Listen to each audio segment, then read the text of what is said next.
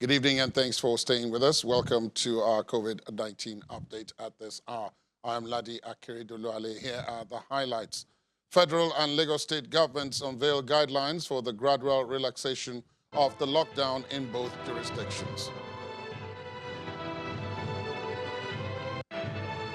Enforcing those guidelines, a father in Ekiti refuses to take his son home for flouting COVID-19 containment instructions. And the UK death toll from COVID-19 surpasses 26,000 as the country becomes the second highest affected in Europe.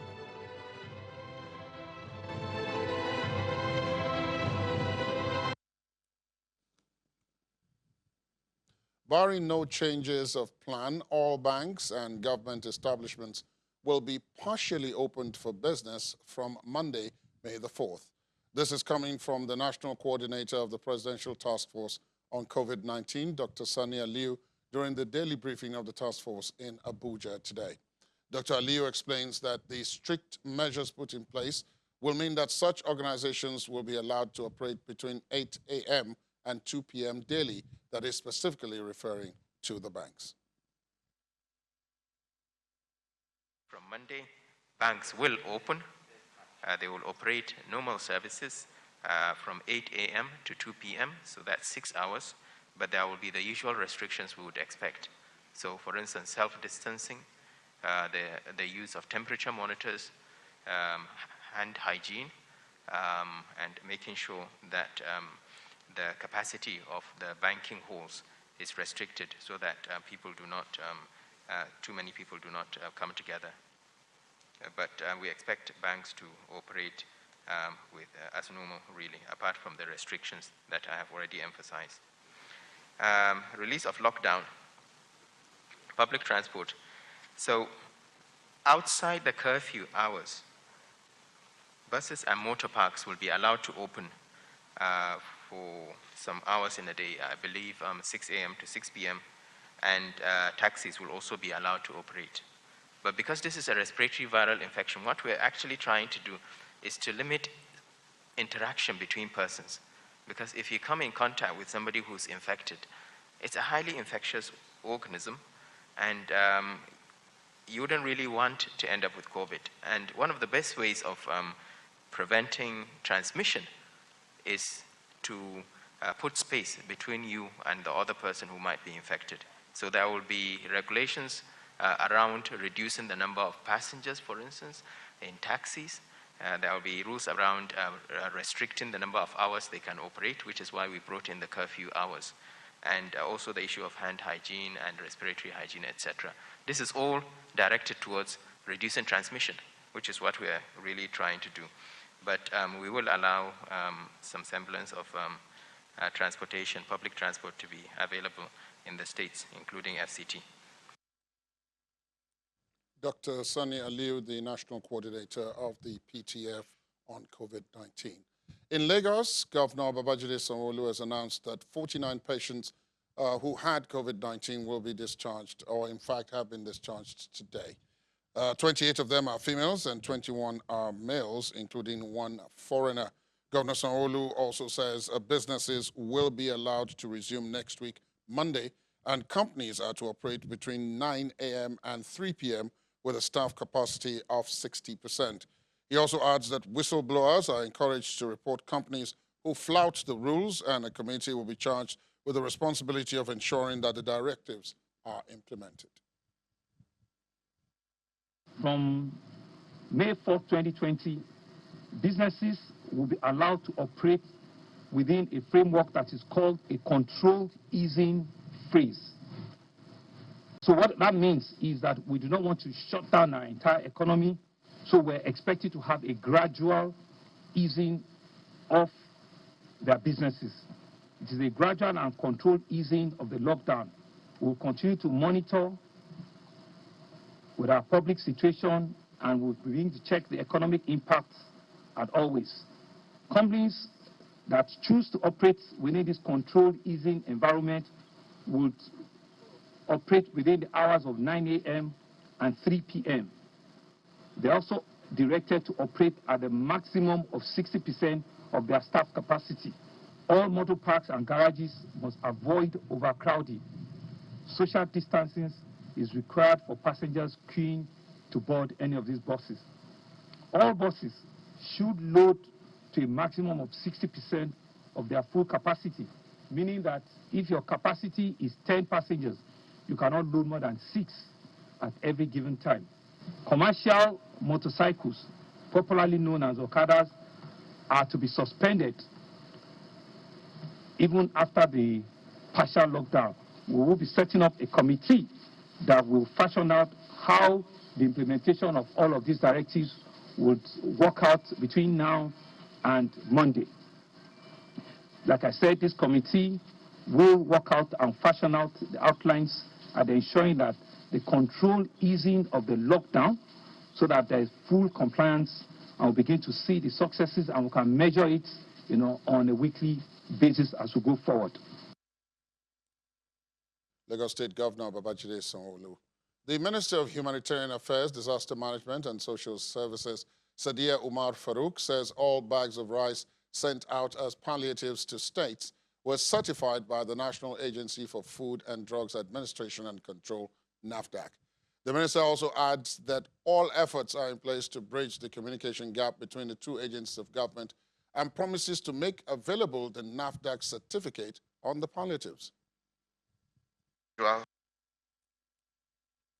We have a certificate to that regards that this rice given to us is fit for human consumption before I even flagged off the distribution in Lagos State. We can give you that certificate maybe by tomorrow or later today. But let me also remind us that NAFDAC, Nigerian Customs Service, and the Ministry of Humanitarian Affairs, Disaster Management, and Social Development respect each other's mandate while carrying out our respective responsibilities. So, Nigerian Customs Service and NAFDAC, I'm sure, will sort out this communication gap and will report back to this platform. Humanitarian Affairs Minister Sadiya Farouk Umar. Joining me in the studios at this point is Dr. Doyin Ogunyemi, who is a public health physician. Thank you so much for coming in. Thank you for having me. I want to spend our time talking about welfare, because between the time you were here last and today, quite a lot has happened on that front. There's the health insurance for 5,000 frontline health workers. The reports we have are that more and more protective personal equipment have now been provided for some of this personnel. But I want to take a look at the welfare generally speaking. We also know that some of the healthcare personnel have been unfortunately infected with the COVID-19 virus. First, give me a general sense of what your view is of where we are in terms of frontline health workers' welfare. Well, welfare for frontline health workers is very broad, because you want to ensure that in the health worker being there is not infected. So allowances are something which is really helpful. Hazard allowance, COVID allowance, different names, but essentially that's some form of welfare. But let's remember that the working environment, there is also that mental state of ensuring that the person is top mentally and not down or depressed. We also want to make sure that they are not down to one man or two people that have to man the whole day just because people have had to go into isolation.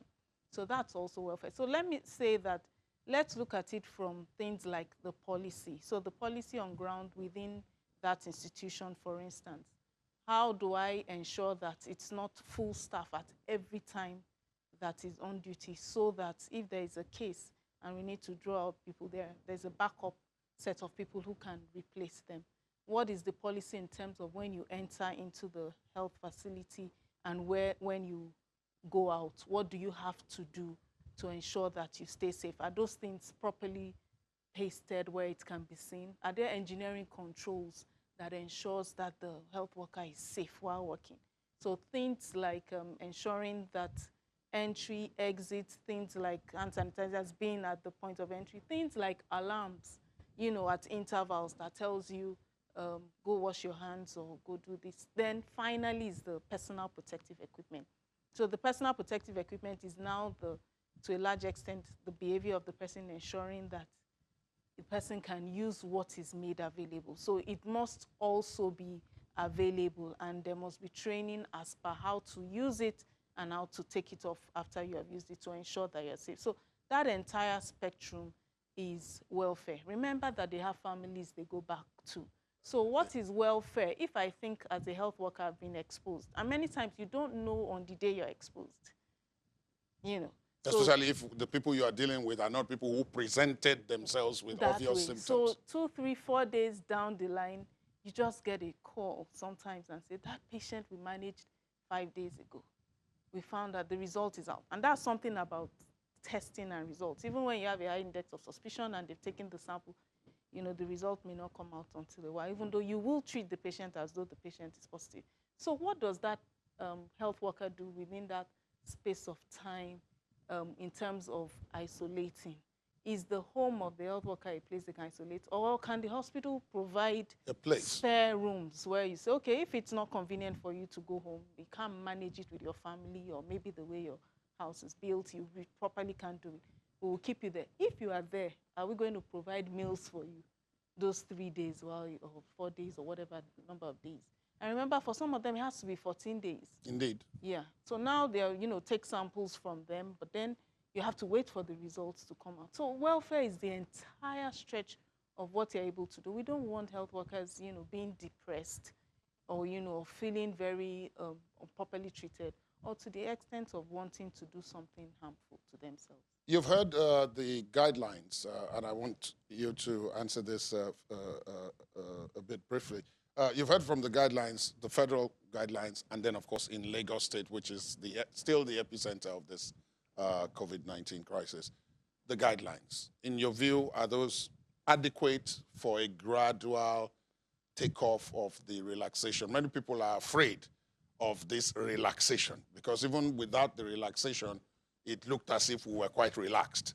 So with official relaxation now, it seems as if it's possible we're going back to business as usual. I think to a large extent, the government was really between, you know, a rock and a hard place in terms of socioeconomic cost of remaining at home vis-a-vis the COVID virus. So, I mean, it's a step to take, and it has its risks, okay? But then it should be an informed risk that should be monitored with data. Some countries that took the steps to relax had they started discharging a lot more than new cases per day. When the discharge per day is higher than even the new case per day, then you feel comfortable. But that's not quite our case. So when there's official relaxation, as we call it, Lagosians, Nigerians, we must be very clear that it doesn't mean that this virus has also relaxed, or that the virus doesn't move from, you know, we have to go to work between 8 and 6, and then afterwards people should be on coffee, I think from 8 p.m. From 8 p.m. till the next morning. Till the next morning. It doesn't mean it's because in the day it's safer than in the evening, or that the virus is more virulent at night. That's not quite it. It's just, you know, to ease off things. And, you know, more of entertainment activities go on in the evening with clubs, bars, and so on and so forth. And so it's trying to reduce all of that. But even in the workplace, I would still expect everybody to trickle down and adapt this relaxation to what kind of setting they work in. Would expect employers, if they can, do shifts for their workers. If some people can work on Mondays and some come on Wednesdays, if they can limit the number of people they come, they need to adapt all of these things to their own level at their workspace, and also ensure that it is safe for their staff. Because if you think that the staff is at home and I need to pay salary, so all of you come back, you know, this can't happen. if there's a case there, everybody goes back again. And Yes. you're going to keep it short so you're going to still lose what you think You would have gained. So let's sit down and think about it very well. How am I going to adapt what has been said nationally, what has been said statewide, to my own situation? Even as families, let's look at it. Do two of us have to be out at the same time? What kind of jobs do we do? Does somebody need to slow down while the other person goes out? And so on and so forth. And those are the things that we need to look at. Indeed, Dr. Donyo Ogunyemi, public health physician, thank you so much for your time and for the nuggets of information. I hope that those listening take very serious care with this. Thank you. Thank you for having me. Now we go to Abuja, where our correspondent, okay, I understand it's Kano that we go to, where Governor Abdullahi Ganduje is worried that religious and traditional beliefs may fuel community spread of the coronavirus, which has risen to 115 as the last count. He expressed his concerns to a delegation of the Presidential Task Force visiting the state after it experienced a rapid jump in the number of cases. The leader of the PTF delegation says the federal government wants to avoid a situation where Kano becomes a threat to the rest of the country. And for more on that and others, we will go now to our correspondent Idris Jibrin, who joins us from our Kano studios. Good evening, Idris. Coming from that meeting, what can you tell us about the level of compliance with what is now a federally mandated lockdown? When we spoke to you earlier, we were talking about a lockdown put in place by the Kano State governor, but it has since become a federal lockdown. What is the compliance level like? Well, thank you very much, Ladi, and welcome to Kano. Like you said, the total lockdown is now a federal government affair. And what we have seen in the last couple of days, which is a state lockdown, basically where police officers deployed on the streets of Kano. But as of now, it's not only the policemen that are on the streets of Kano. I've seen immigration, custom officers, and several other security agencies were on the streets of Kano. But I must tell you that this total lockdown, it's not in every places that they are observing it. I have seen many places where people are moving around like as usual, especially at the checkpoint where the security men used to gather a lot of vehicle before they allow them to pass, because you have to show some clearance before you will be able to pass. So generally in some places, people are observing the lockdown, but in some places, they are not actually observing that lockdown. People are moving freely. In terms of palliatives, and I want your answer to this question in just a minute, what's the situation with the palliatives? Has Kano received federal palliatives? And if so, where have they gone? Well, so far, from what we know, we understand that federal government palliative, it's on its way to Kano, but that has not arrived yet. But on the part of the palliative from the Kano state government, day before yesterday, the governor flagged off the distribution of palliative to some of the people that may likely be affected by the lockdown. The state government says it has identified 300,000 households that need assistance. But due to lack of funds, it can only be able to distribute that palliative to 50,000 households.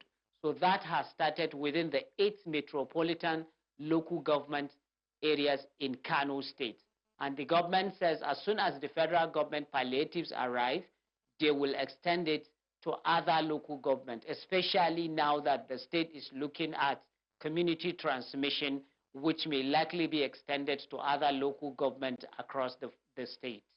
Thank you very much, our correspondent Idris Jibrin, reporting there from Kano. Thank you very much, Idris, and do stay safe. We'll take a break, and when we come back, we will go to the nation's capital, go back to the nation's capital to find out what the compliance levels are there. Please stay on with us.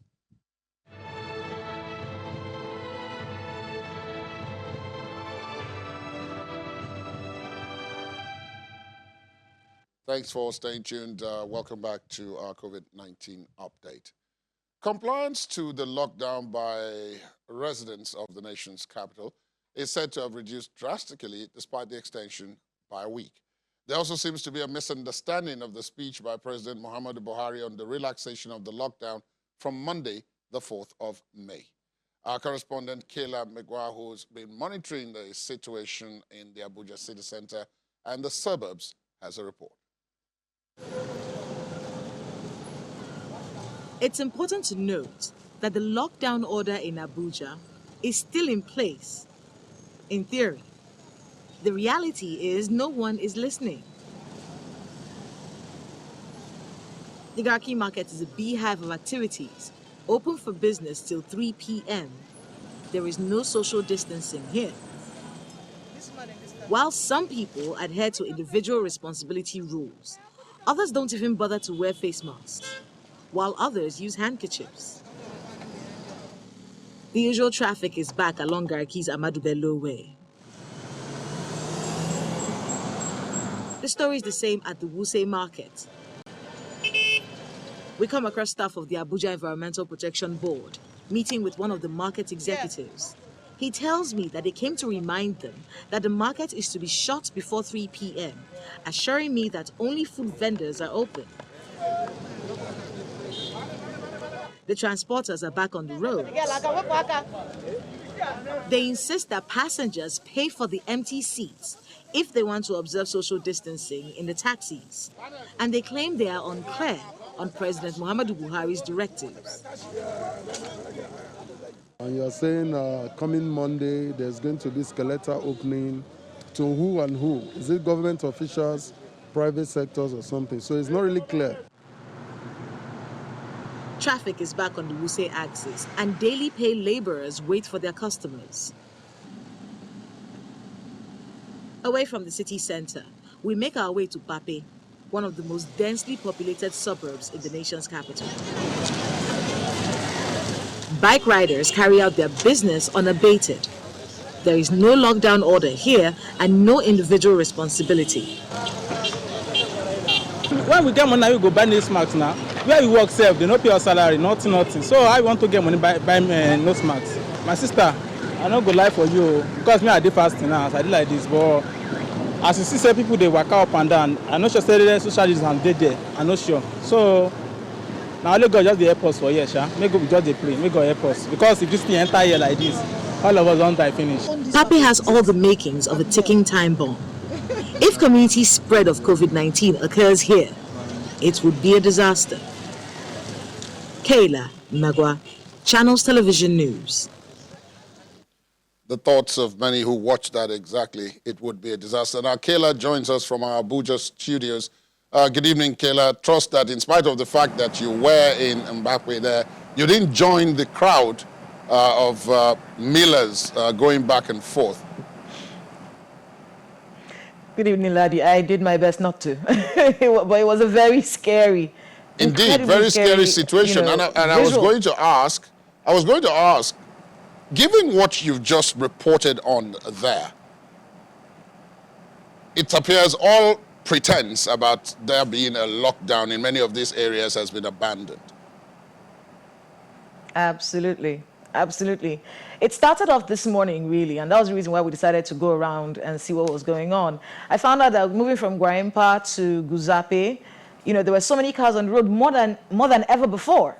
So I figured, okay, so maybe people don't understand that the lockdown is still in place until next week, Monday. And the fact that next week, Monday, we're going to have to deal with a curfew even. So, you know, we decided to go around and see exactly what is going on in the city center. And we saw that the pretext has gone. Everyone is moving around freely. Everyone was driving around. Okay, so we found out that some of the markets were allowed to open between 10 a.m. and 3 p.m.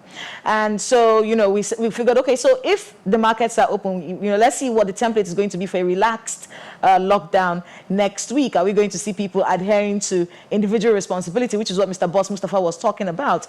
And, you know, watching today, you know, I don't think a lot of people understand, you know, that things have not gotten better. The fact that there's going to be a relaxed lockdown doesn't mean that the disease has suddenly disappeared or that the disease is only going to work at night between 8 p.m. and 6 a.m. It's a lifestyle that people have to imbibe. That is what I saw missing today, laddie.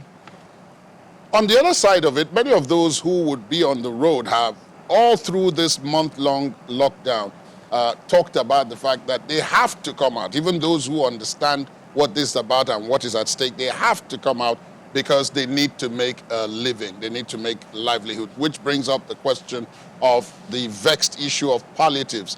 Earlier today, the Humanitarian Affairs Minister was still insisting that all the palliatives that the federal government sent out, principally the rice sent to the states for onward distribution, was certified for distribution before they were sent. What's the situation with palliatives in the federal capital? You know, it's a very interesting dynamic. There's one thing the government is saying, and then there's another thing the people are saying. So it's almost difficult to know which one to believe. Although we did see some trucks with rice, you know, 70,000 metric tons of rice I hear was supposed to be distributed. And then, of course, she reels out these numbers of people that she has reached, families, 11 million families we're about to reach. We're expanding the social register by 1 million people. You know, they talk about all these things that they're doing and going to do. It seems like there's a disconnect, really, Ladi, between what the government is saying and what the people are saying. Or is it that these palliatives are reaching a particular section of the society, and then another section of the society are not getting anything? In fact, one of the men that we interviewed today, that was his question. He said, okay, so I hear all these figures, I hear all these monies, you know, what do I qualify for? And this is something that I've heard over and over again, talking to people in the nation's capital.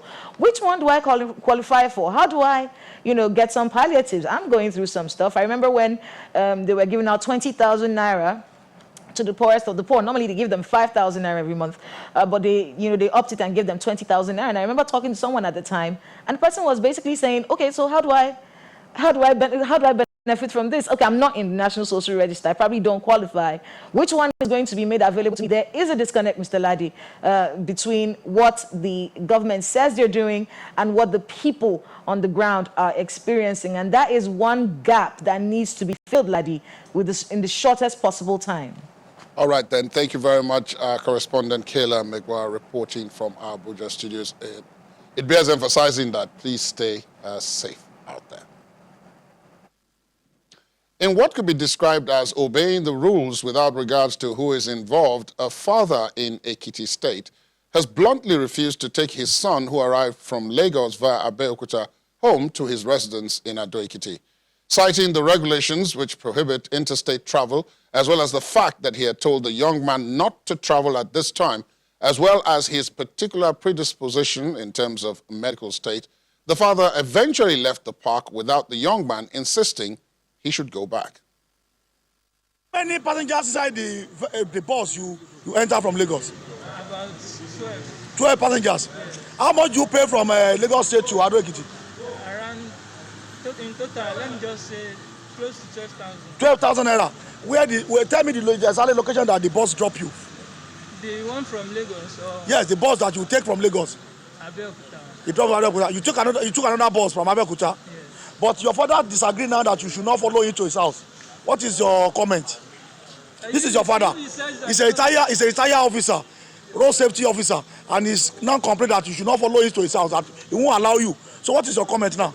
My comment is, if he says I should not follow him to his house, I will look for another alternative. Since I'm an indigene of this town, so I still have alternative. Baba, after we have made a test, No, that test, the test that you have just made is tentative because the rule says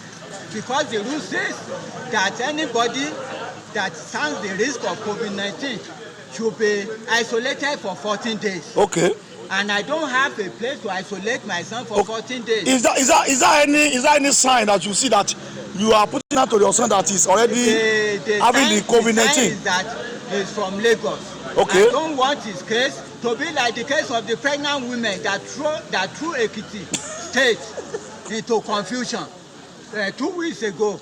I don't want his case. That's why I'm a disciplined person. That's why I've started this thing since yesterday. Okay. Some people will hear about this thing, they will not do anything. Yes. Until this problem boomerang, and many people like Kano will continue to die. Okay. Mr. Babafemi.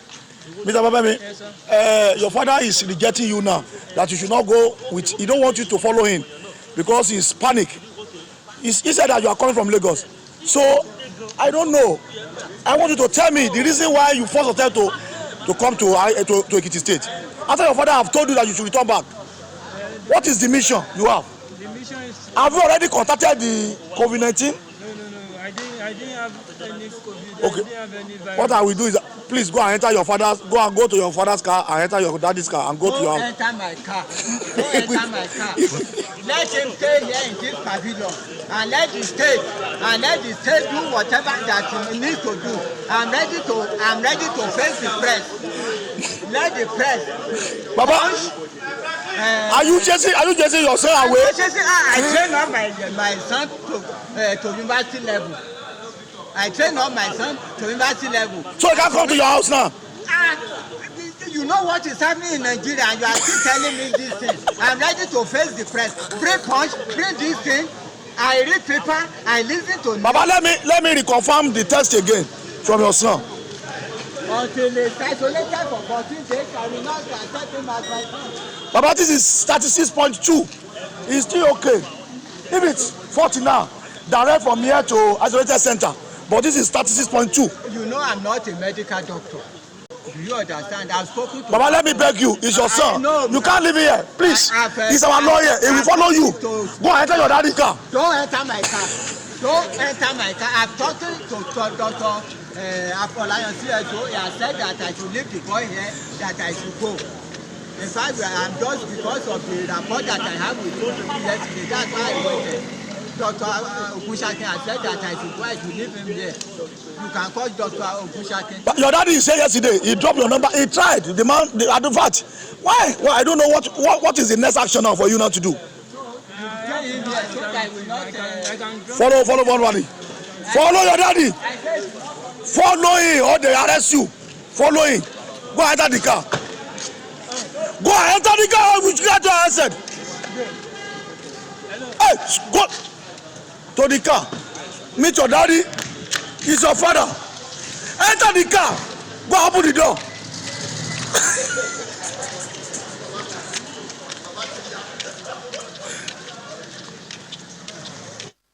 Well, what do you make of that? I guess your guess is as good as mine. The father insisting that the rules do not permit him, and he is scared, even though he's not a medical doctor. The son, I guess, learnt a very tough lesson there. Total confirmed cases of COVID-19 in Nigeria now stand at 1,532, as the Nigeria Center for Disease Control, the NCDC, announces 195 new cases in the country, the highest number recorded in a single day. The death toll has also risen to 44, and 255 persons have been discharged. A breakdown of the latest cases show that Lagos has 80, Kano has 38, Ogwanbochi have 15, Borno has 11, Gombe 10, Sokoto has 9, Edo and Jigawa have 5 each, Zamfara has 2, Rivers, Enugu, Delta, the FCT, and Nasarawa have 1 each. Taking our discussion a bit further, I'm being joined from our Abuja studios now by the president of the Nigerian Medical Association, Dr. Francis Fadule. Good evening, Dr. Fadule, and thank you for your time. Good evening. It is a pleasure being here. How are you? I'm very well. I'm keeping safe, as I trust that you are. Let me begin from the video we watched just before this interview from Ekiti. It bears emphasizing, of course, that that came off the social media, was recorded by someone who was present at the scene. Should we be seeing more of this, people being a lot more strict and a lot more scared as the situation progresses? Yes, I think certainly we must commend that father who has insisted that his son must be under quarantine for 14 days. Because naturally, since they have done lockdown in the states, it is not expected that he moves, especially from a place, Lagos State, where we is an epicenter of COVID-19 in Nigeria. The father has done very well, and I think that is the attitude that every Nigerian must take so that we can stall the spread of this COVID-19 all over the country. Moving to the welfare of medical personnel, those who are fighting this at the very front lines, who are tending to victims, suspected cases, and all the like. The last time the figures came out, more than 40 medical personnel had been affected, those in the front line. But since then, we understand that things have improved. Medical insurance has been secured for 5,000 of the frontline health personnel, as well as an MOU about allowances have been signed. The situation is getting better. More PPEs are available. Do you dispute this? Well, I do not dispute it. We have to appreciate the federal government for putting action into their words. However, we have a lot that is still needed to be done on the part of the state government. The state governors need also to be able to take care and incentivize those who are working in the state employment. What the federal government has done is to take care of those who are working under their employment. So we still have a large chunk of medical and health workers who are yet to be covered. But I think we have to give it to the federal government for at least starting it up.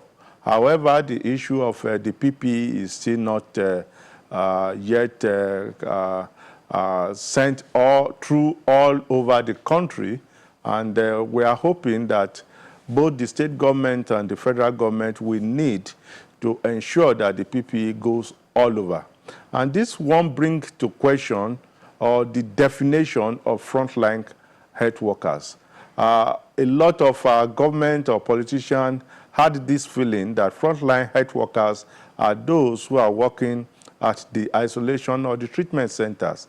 But we are quick to let them know that frontline health workers are those people who are actually working in all the hospital outlets, because most people who are at the hospital outlets, they have not tested themselves, and we are not sure if they are COVID-19 positive or not. But those who are in the isolation or treatment centers have been confirmed as COVID-19.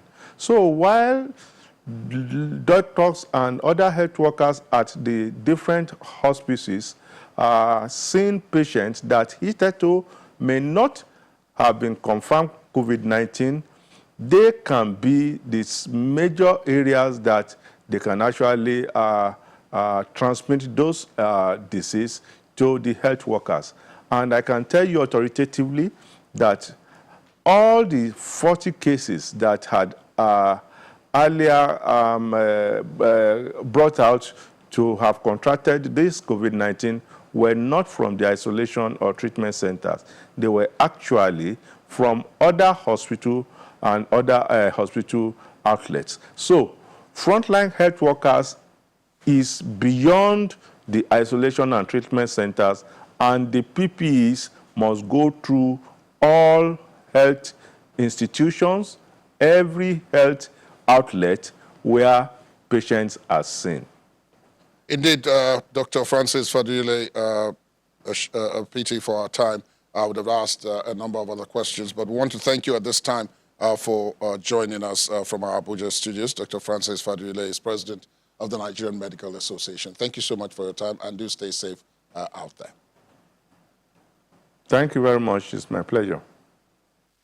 We'll take a break, and when we come back, as is our custom, we go beyond our shores, but not before telling you about one alleged human rights violation.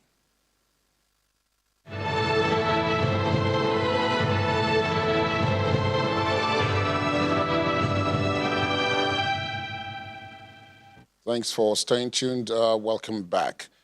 Men of the Nigeria Police Force, or community police officers in Oderele in Ondo State, have been accused of injuring a health worker who was called to rescue an emergency delivery case in the hospital. Channels Television gathered that the victim, Modupe Ajama, a registered midwife, was on her way to the hospital around 8 o'clock in the evening when she met 4 police checkpoints. She explained that she was a midwife and that there was an emergency she was going to attend to at work, showing her identity card. She was released at the 1st, 2nd, and 3rd checkpoints. It was gathered that 2 officers at the 4th checkpoint were said to have thrown a log of wood at the motorcyclist while in motion, which made him lose control of the motorcycle and both of them fell and sustained serious injuries. The policemen were then said to have fled the scene without attending to either the wounded midwife or the motorcyclist.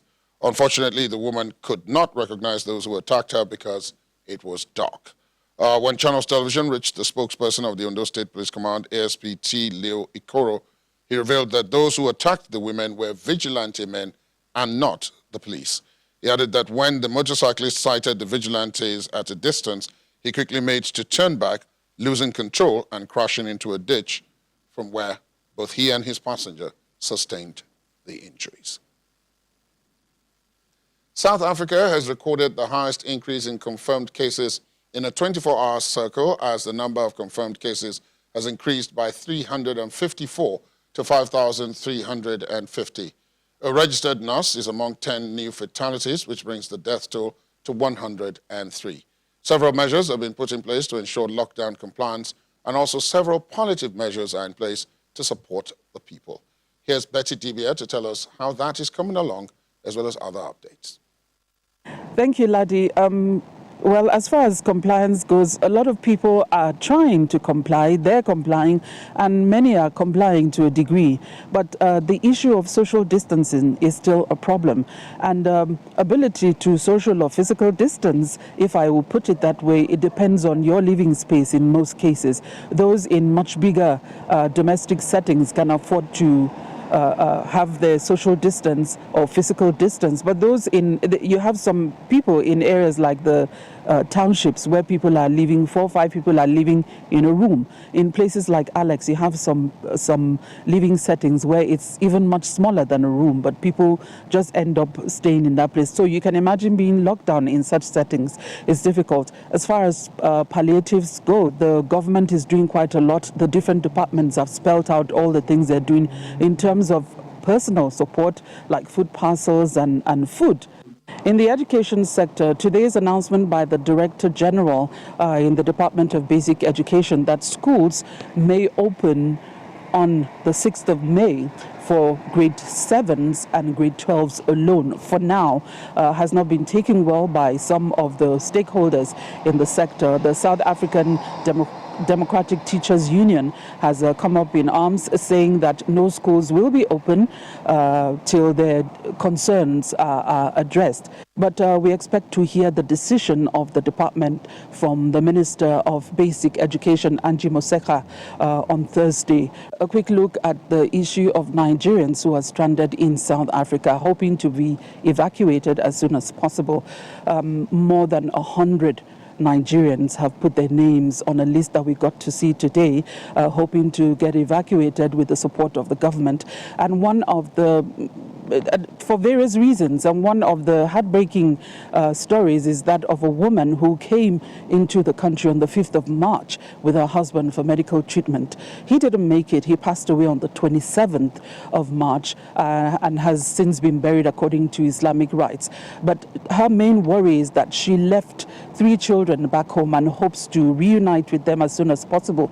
The youngest of the 3 children is just 5 years old. We got to speak with the Nigerian Consul General in South Africa today, Mr. Godwin Adama, who gave us a picture of the progress being made so far. Currently, we have about 109 that we documented and forwarded to Abuja, to a ministry in Abuja, Ministry of Foreign Affairs.